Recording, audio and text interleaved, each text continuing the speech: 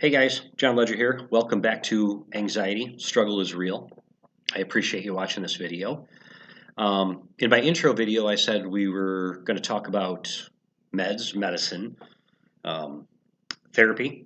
I'm going to give a description on what my panic attacks are like and a description on what my anxiety attacks are like. So, meds. I'm going to say very little. First of all, I want to reassure you that there is nothing wrong with taking meds for something that is wrong with you mentally. Nothing at all. Nothing to be ashamed of. Nothing wrong with it. I'm going to say that. And I'm also going to say take them as your doctor instructs you to take them. Follow the instructions to a T. You want to do that. I have other things that I could say about this, but once again, I will be disclosing right now that I am not a doctor. I'm not a therapist. I am just an average guy who's dealt with these things for a long time. I've got a lot of experience, and I believe that I can help you. And I also believe that making these videos helps me, which I will do a video on eventually.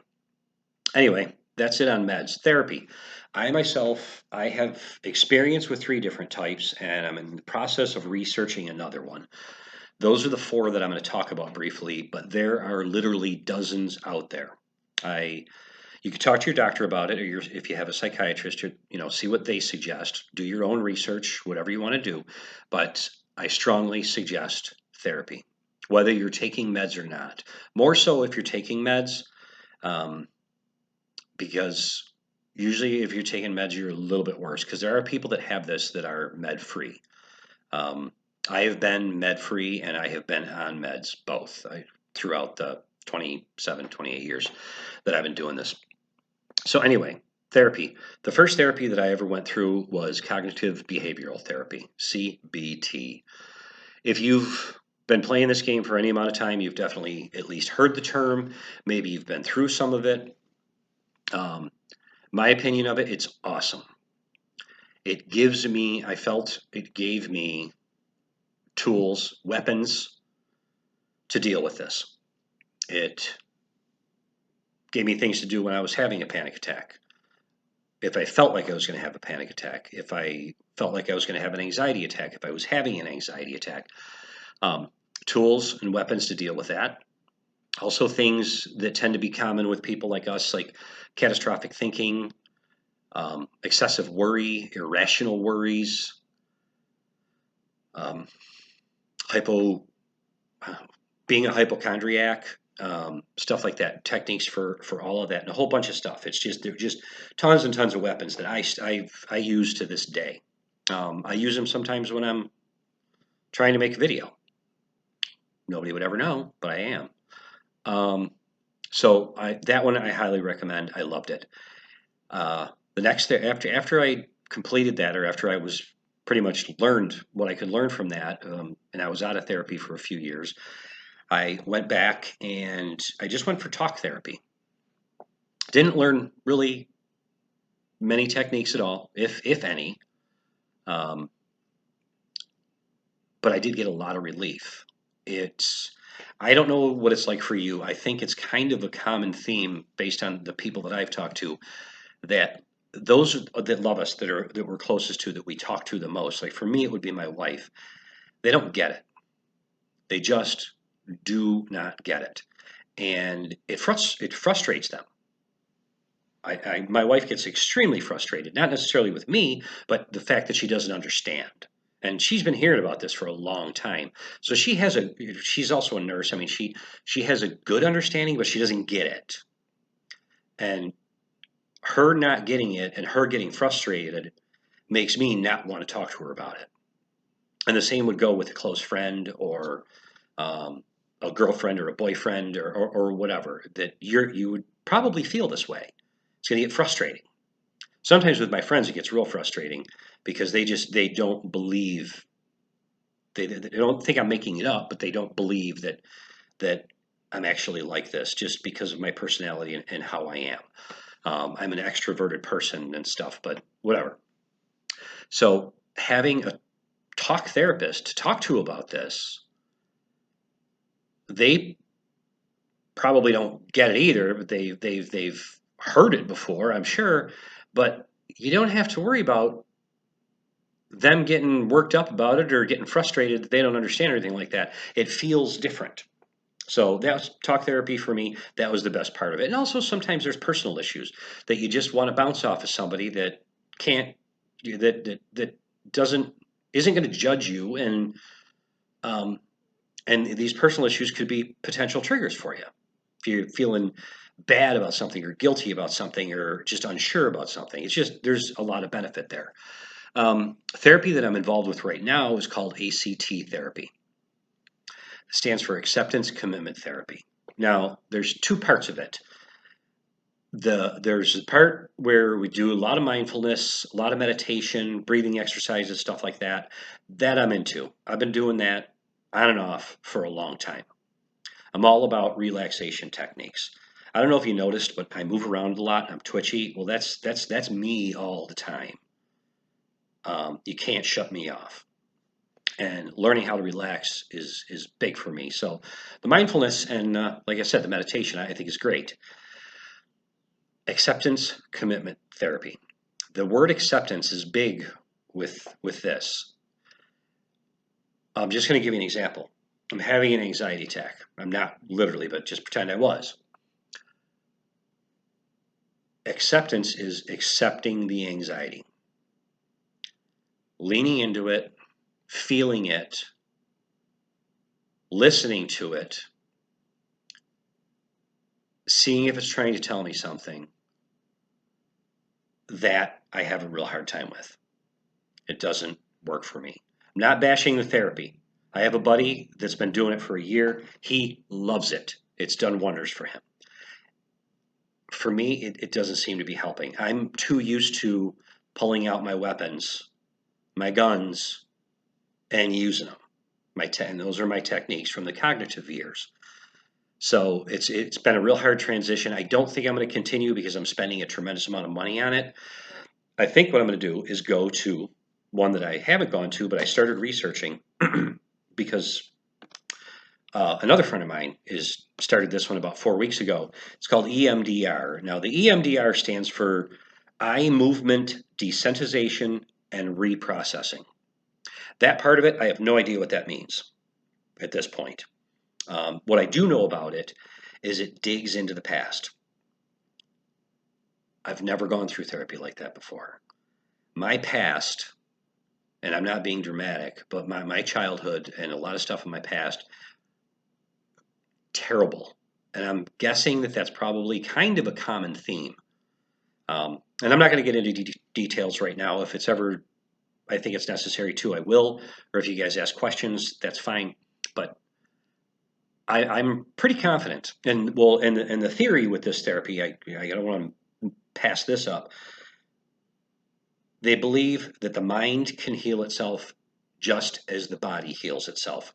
I have believed that since this started, that this can heal, this can heal, this can heal. I've believed that it had a lot to do with what happened in my childhood.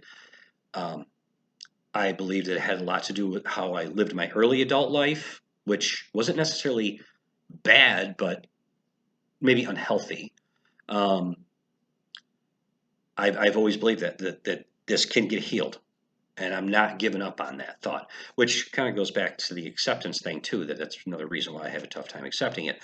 But the EMDR therapy, that kind of excites me to hopefully get involved in that. Do your own research. There's a bunch of it out there. And again, I think I might have already said this. Talk to your doctor about what one would be best for you. Highly, highly, highly recommend it. Okay? I am so for it. So that's that. Panic attacks for me. I have to be a little careful doing this. First of all, before I say that, panic attacks, in my opinion, they just come out of nowhere. There's not a trigger. They just come out of nowhere. If something is triggered, it's an anxiety attack. There's a difference. That's my opinion, but I've also read that too. So can't remember exactly where, but we're just going to go with that. So I have to be a little careful when I'm describing my panic attacks because I do not want to trigger an anxiety attack. That might be uncomfortable while I'm doing this. Anyway, although I do experience anxiety when I'm doing this, I'm sure you can tell, maybe not, whatever.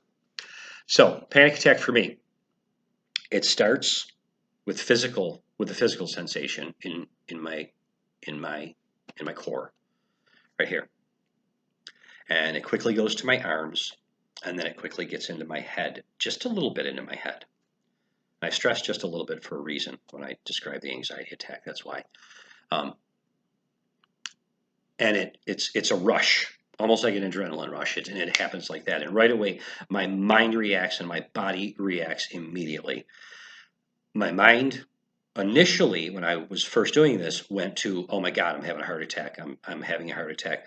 I can't breathe. My heart's racing. I'm having a heart attack. It doesn't do that anymore because I've been checked out. I stay checked out. I go to the doctor on a regular basis like I'm supposed to. So I know the ticker's good. I don't go there anymore as far as that it's a heart attack. But I do go to, I'm dying. What's happening? I'm dying. My mind races like crazy. My heart rate, like I said, is elevated, breathing a bit labored, the tingling in the hands, sometimes some shooting pains in different parts of the chest. And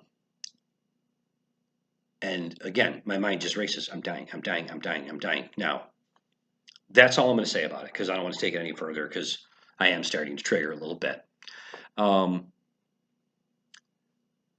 Without using any techniques at all, if I just sat with the panic attack, it would generally last 10 to 12 minutes. Just be there. I use my techniques. I've got it down now to usually 5 minutes or less, unless it's a really, really bad one. Sometimes we have ones, there are different levels. We know that. And okay, now anxiety attacks. I lost my train of thought there for a second. Let's do anxiety attack. And I didn't explain why I think it's important for me to give these descriptions to you, which I'm going to do at the very end of the video. Well, see, raw and uncut. I'm getting a text, and I'm going to just turn it off. Oh, God, it's my therapist confirming for Tuesday. Kind of weird on a Sunday. Anyway, my anxiety attacks. Let's first of all, let's do where we know what the trigger is, because anxiety attacks can come just like panic attacks do, and it appears like there's not a trigger, but there is a trigger. But there's also ones that are where there is. We definitely know what the trigger is. For me, dental anxiety is a big one. That's getting much better because I've been having a lot of work done, and I'm just kind of getting used to it. But it used to be really bad. And I hope this doesn't create a trigger for anybody that has this, but I'm going to say some things that might. So I apologize if it does. I just want to be thorough. So I know I got a dentist appointment coming up, and I worry about it. And then I start to have catastrophic thoughts about it, that it's going to hurt. They're going to screw something up and then have to do a whole bunch of other work in there.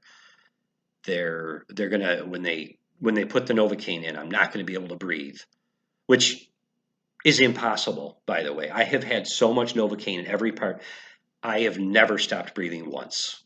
Okay, that doesn't happen. It has something in it, epinephrine or something. I don't know what it has something, whatever. That can't happen. My dentist explained it to me. That can't happen, John. You're fine. So I have these worries, these irrational, catastrophic thoughts, and that results in anxiety. And now I'm just it's a nervous feeling, but I think we all know it's different than being nervous. It is anxious, it is anxiety, and it's just sorry, I shook the table where the camera is here, but and you feel this internal shaking. I do, and also external shaking and some sweating. Okay, so that would be an anxiety attack that's triggered by a trigger or by an obvious trigger. I'm sorry. Now, let's just say I'm sitting outside having coffee, and I'm just thinking about different things, positive things, maybe a little bit of negative things, whatever, just normal things that you think about in the morning when you're drinking your coffee, and if you smoke when you're having your smoke. And all of a sudden, I feel it. I feel it in my arms. Anxiety attacks for me start in my arms, and then in my core. Excuse me, and then they get into my head. Now they get big into my head. Like I'll get this rush and it'll be for a few seconds. I feel like I'm outside of myself. and I get this ring around my head. It almost feels like I have a full head of hair again, but I get this, it's like a kind of a weird tightness up here. And it can be here, it can be off center, but it's literally a circle around my head. And this all happens real fast. And once that happens, then I'm anxious, and it's anxious on steroids.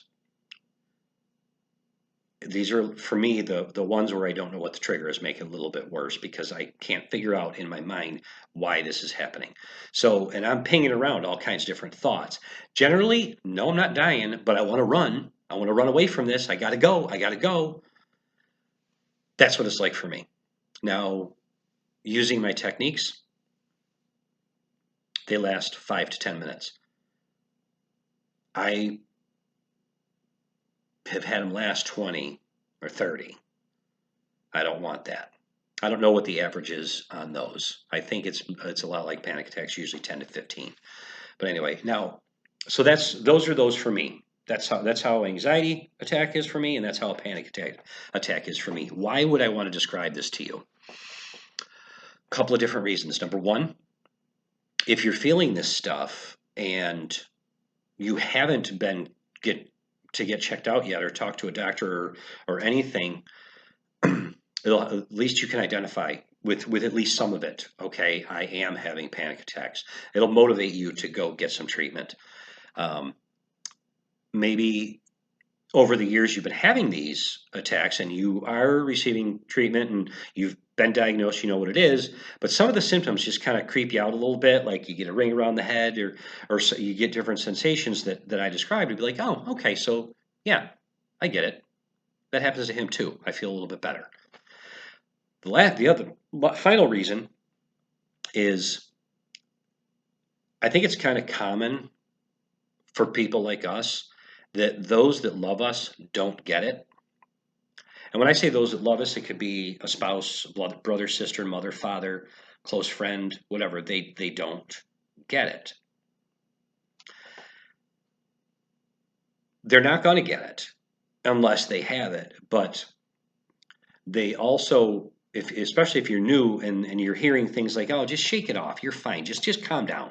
Just calm down." I hate that. But if you might get some of that, this gives you a resource. Here, look at this guy. Show him the video. Look at this guy. He's describing pretty much what I've been feeling. So I'm not, and you could say I'm not the only crazy one, okay? And not that we're crazy, and I don't mean in that in any insulting way. It's sarcasm and humor with me, but we're not we're ill mentally for a reason. You know, we don't know why, but it might help them to accept that this is happening to you. And it might help them to understand a little bit better. I don't expect, my wife is my closest person. She's been hearing about this for 25 years. We were boyfriend and girlfriend, and she still married me in spite of this, which, in spite of a lot of things. But she doesn't get it. It frustrates me that she doesn't get it. I described that in the talk therapy. And you will run into the same frustration. So take your computer, show the video, look at this guy. He's describing me, or at least close. I hope that helps. I'm not really sure what the next video is going to be about. Actually, I am sure what the next video is going to be about. I'm going to get into some techniques. I'm not sure what techniques at this point, and whether I'm going to deal with just panic or just anxiety or both, but that's what I'm going to get into. I appreciate you watching more than you could know. Appreciate it if you'd hit the like button. Subscribe would be great. Comments, please. If there's things that you think I need to do differently, don't be too harsh on me. Remember, I do have a mental illness, so let's be nice if we can. But any comments at all would be appreciated. And that's about it. Until we talk again, God bless and take care. Thanks.